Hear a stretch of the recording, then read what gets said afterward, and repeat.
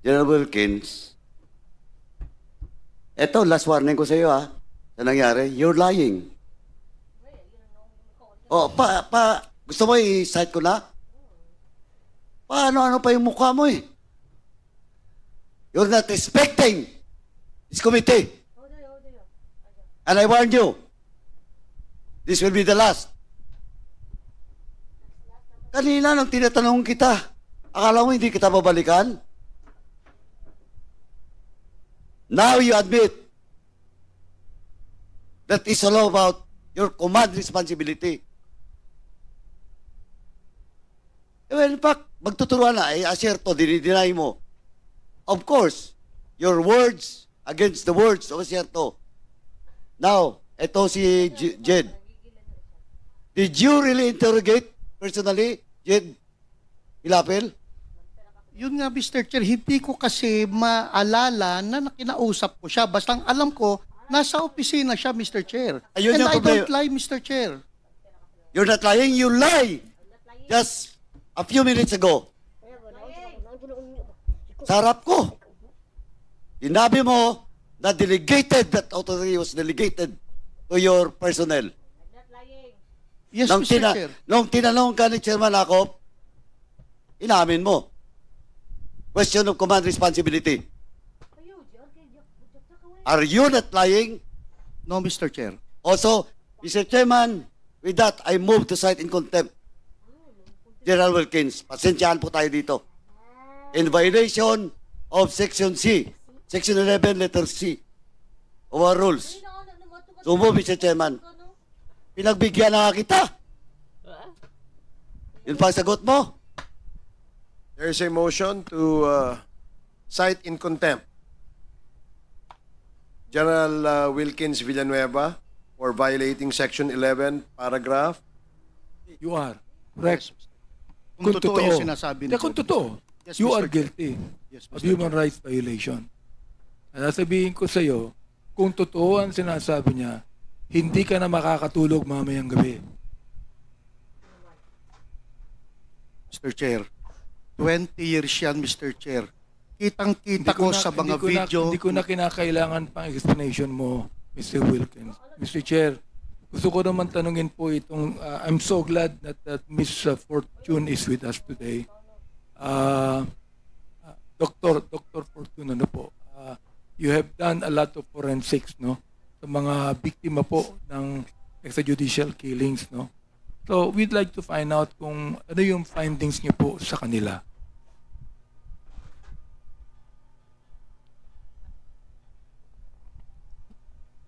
Good afternoon, Your Honors, Mr. Chair. I have been in practice in the Philippines as a forensic pathologist for almost 30 years.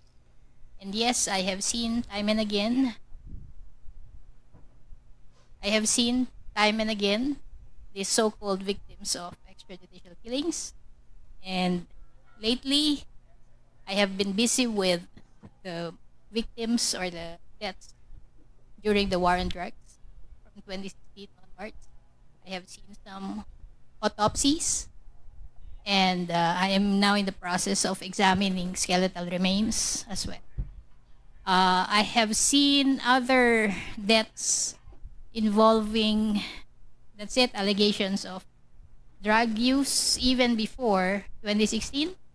I'm still seeing victims of activists, red tag, people, environmentalists, allegedly killed by the military as well. So I have seen. Dr. Fortune, how many victims have you autopsied so far as the war on drugs is concerned? Autopsied, this was 2016 to 2019, I saw about 30 cases. 30. Exhumations, 2016 onwards, we have been exhuming because it's been 5 years. And they were buried in public cemeteries, and the families could not afford extending the lease. I have been doing this with AJ Kalinga Foundation through Father Flavi, and some other parties have approached me. So in total, I have seen 114 exhumed cases. Dr. Fortune, in all of those that you have autopsied, ano po ang findings nyo? For example, like they have been killed. Nanlaban po ba sila o they were just killed without even, lumaban o talaga nanlaban? In all of these cases, the best is you do homicide investigation, which is basic, which generally had not been done in the shootings. You would want to, what we call, reconstruct the shooting. What is the body saying, the victim, the dead victim, the other evidence, the scene, versus, as you say, what are the allegations of those who are living, those who did the killing. And in many situations, I am not able to do this because I just see the body already embalmed, sometimes examined, autopsied, with very little crime scene information. I don't have the clothes, I don't have the bullets, although some I have seen. In other words, I am not able to work with a team, which is how it should be. But in answer to your question, nanlaban ba sila o hindi, sometimes it is obvious that these people are restrained. So there are marks of restraint. What do you mean restrained, Dr. Fortune? They are cuffed. Okay? That's one. And this... Were they tortured first before they were killed? The word torture implies that they were made to suffer before they were killed. We don't necessarily use that in our final determination, but well, I have seen some with injuries that were apparently before they were killed, but this is a case very memorable to me, but not necessarily involving drugs. This was Mr. Randall Echanis. So, but the issue again of did they fight back, and therefore they had to be shot.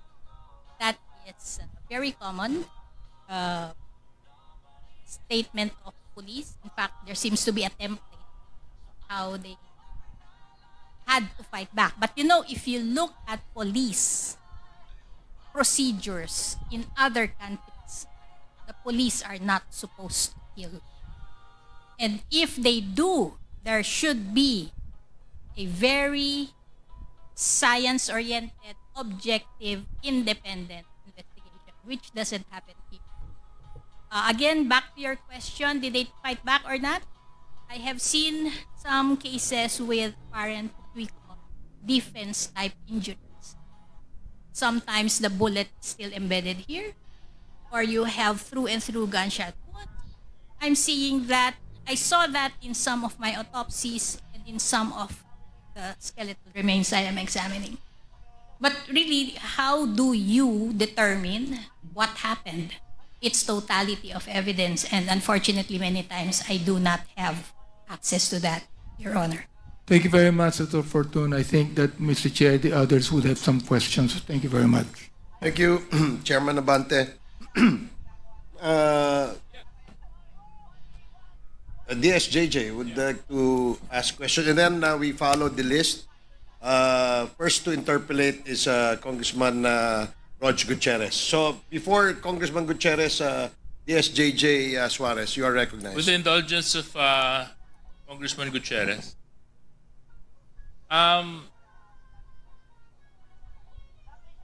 magandang hapon po, Ma'am Pilapil C. Paano po ba namin kayo pwedeng tawagin? Ano bang komportable sa inyo? Jed po, Your Honor. Okay lang po. Okay Good lang afternoon po din po. Tawagin po namin kayo, Jed. Opo. So, Jed, kumusta naman po kayo ngayon? Anong kalagayan nyo? Okay naman po ang pakiramdam ninyo? Sa tulong ng Panginoon po, Your Honor, okay naman po ako kahit wala po akong tulog. Kasi madaling araw po yung biyahe namin kanina. So, kanina nabanggit mo, kasalukuyang kang nakakulong. Yes, Your Honor. At ilang taon na po kayong nakakulong? Mag-20 na po by January 4 po. But you said that you might be able to be set free due to good conduct. Tama po ba yun? If God will permit, mapapasalamatan ko po yan. Well, if well, definitely God is just. Thank you, Your Honor. So that's one thing that we can be sure. So ano po ba ang kasong hinabla sa inyo? Section violation of RA 9165, Section 8 and 10 po. Okay. Can you just better educate the public? Ano po ba ang in layman's term itong nabanggit niyo pong kaso? Honestly po, hindi po ako lawyer, no? Pero I'm learning a lot in prison. Dahil po sa pagkakulong ko, minsan nalalaman ko na tuloy kung ano pala yung mga ganito, ganyan. Lalo na po sa yung sa Republic Act 9165 nga. Dahil being a trustee, I'm learning also dahil nga minsan nakakaano din ako, nakakatulong yung inuutosan ako ganyan. So, as far as I know po, yung Section 8 is ito po yung manufacturing po ng yung shabu.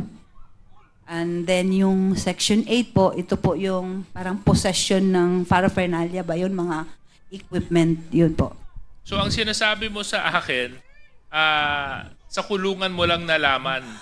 Opo, ito po yung isa sa mga parang good na na-learn ko sa Revelation. kulungan. So, Opo. so ang ibig mong sabihin, naikulong ka sa isang kaso na hindi mo alam?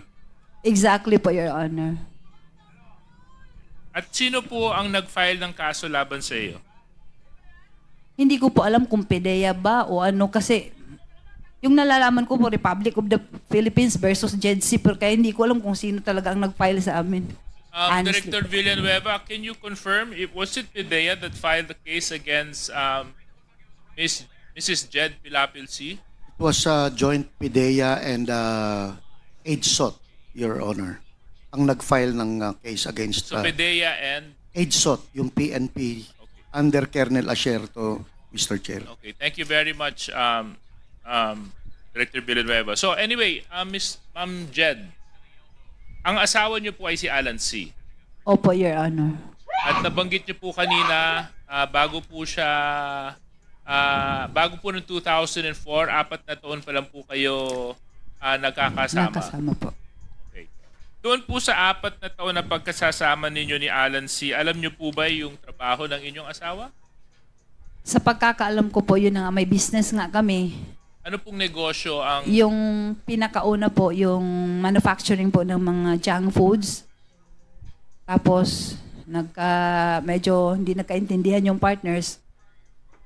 So, yun, nag-ship ng yung sa, yung foam manufacturing ng foam, yung mga mattresses and yung metal furnitures. Yun po. So I would imagine kung nasa ganito po kayong uri ng negosyo, meron po kayong factory. Meron po kayong paggawaan. Kasi kung metal furniture making, di dapat meron po kayong pabrika ng para dito. Kung meron po kayong foam manufacturing, di dapat meron din po kayong pabrika para dito. Tama po ba yun? Yes, Your Honor. Okay. At ito pong mapabrikang ito ay sino po ang may-ari? Hindi ko na po matandaan, Your Honor, dahil 20 years na po. Hindi ko na maalala, pero alam ko, isa ang asawa ko doon sa may-ari po. Isa ang asawa mo sa mga may-ari? Opo. Okay. At doon sa mga nakakasama ng mga asawa mo sa kanilang mga negosyo, marami po sa kanila ay Pilipino, Chinese, ano pong mga nationalities po? Kasi yung sa una, Filipino-Chinese. Tapos yung sa pangalawa yung sa foam, hindi ko sure yung isa kung Chinese ba siya na pure. Kasi magaling din siya magtagalog yung accent niya. Parang Pinoy na rin baka. Hindi ako sure. Pero yung isa parang Chinese talaga yun. So but you would confirm base dito sa affidavit mo na ang foam business ninyo ay may display area sa DCLA Plaza. Tama? Opo, Your Honor. Okay. Tapos, at nabanggit nyo rin po dito sa inyong affidavit na ang kilala nyong may-ari ng DCLA Plaza ay si Hong Ming. Tama? Opo, Your Honor. At kanina po, you positively identified Hong Ming to be the person in the photo which we also know is Michael Yang. Tama? Opo, Your Honor. Mr. Chair, the reason why I want to emphasize this point is if you remember, when we presented the matrix on Pogo, the DCLA Plaza was also mentioned as the same shopping mall to be owned by Michael Yang. The same DCLA Plaza which was used to be a front for drugs and other illicit activities located in the city of Davao. So anyway, ma'am, nabanggit nyo na ito nga si Hong Ming, and may I also emphasize, Mr. Chair, na itong pong si Michael Yang goes by the name of Hong Ming as well because this serves as his Chinese name. So anyway, Ma'am Jed Pilapil, kabisado niyo po ba ang Dumoy sa Davao City? Honestly po, hindi ako masyado kahit nakatira po ako ng Davao City. Hindi ako masyado familiar. Nalaman ko lang po yung Dumoy, yun nga, nung binili ng asawa ko, tapos pinalinis yung area kasi may mga expired juices, yung siguro yung may-ari before, nakalimutan ko na nga yung pangalan niya. Yun lang ang mga instances po na nakapunta po ako ng Dumoy. So ano po, kasi syempre marami po sa atin at dun sa mga nanonood, gustong mailarawan sa kanilang isip kung ano ba itong Dumoy. Ano po ba itong Dumoy? Is this a factory? Is this as a place in Davao? Can you further explain kung ano po itong Dumoy na ito? What I know po, Your Honor, it's a place, parang part ng Davao City. Dumoy Torel. Para siguro, hindi ko sure kung barangay ba itong Dumoy o ano. Kasi Dumoy Torel, sa Torel kasi yan, located in Torel, Davao City po. Okay. So, base po sa mga statements ni Colonel Asierto at ng PIDEA, nabanggit po nila na may naganap na raid sa Arlene Apartment sa Davao noong 2004. Kasama po ba kayo doon sa mga na-raid? Hindi ko po, i-clear ko lang po, Your Honor, kasi kung raid, wala kasing raid na nangyari sa Arlene Apartment kasi ano lang yun, yung parang in-invite lang po kami. Kasama yung mga kapitbahay namin doon. Kasi 127 yan na door. Kami Okay. sa door 1. So in-invite yung mga kapitbahay na yun sa parang sa investigation. Wala pong raid na nangyayari po sa Arlene Apartment po, Your Honor.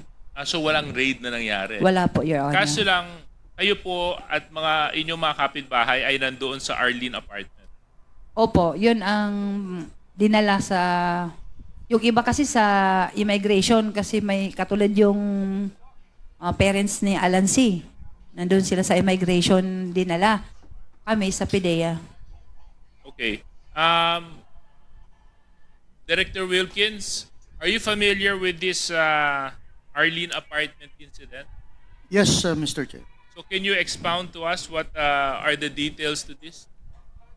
Right after, kasi again, balikan natin during the surveillance and casing operation, yung dalawang... Yung Arlene Apartment lang. Yes, Mr. Chair. Yung dalawang chemist na sinabi ng USDEA na padating sa Davao City, dumiretso sa Arlene Apartment. So talaga nakatutok kami sa Arlene Apartment, Mr. Chair. So nung ni-raid namin yung clandestine laboratory sa Dumoy, after the inventory and after everything has settled down, pumunta si Mayor Duterte at ang iba pang mga part ng joint anti-drug operations sa clandestine laboratory, pumunta sa Arlene Apartment nung gabi. At yun yung sinasabi ni Miss Jed Pilapil na nagpunta si Mayor. But during that night... Correction. Walang sinabi si Miss Jed Pilapil na pumunta si Mayor. Ang sinabi lang ni Mr. Pilapil sa amin ngayon, sa atin ngayon, na walang raid na nangyari dun sa apartment. So, ewan ko lang kung saan mo na idagdag yung kwento na yon, Mr. Villanueva. Kasasabi lang, Mr. Chair, kaninang before you, kasasabi lang ni Miss Jed Pilapil na nung gabi 9:30 pumunta si Mayor. Sa bahay. Arlene Apartment. Yung bahay niya, Mr. Chair, is sa Arlene Kanina Apartment. nyo ba nabanggit yun, Ma'am Jed? Yes, Your Honor. Kanina po, nabanggit ko nga po na yung pumunta nga po si Mayor, yung tanong kanina, Kalimutan ko po. Pero yung sa tanong nyo po na na-raid, ang sagot ko po, wala pong raid na nangyayari doon sa Yeah, Arlene that's my point, Director Villanueva.